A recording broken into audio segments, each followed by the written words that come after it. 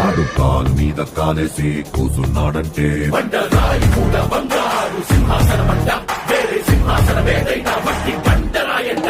ఆడు చేతిలోన సీఏసి మాటిచ్చాడంటే తుపాకిలోచి తూట దూసుకెళ్ళినట్టే, ఆ తూటలాగే మాట కూడా ఎనక్కి రానట్టే.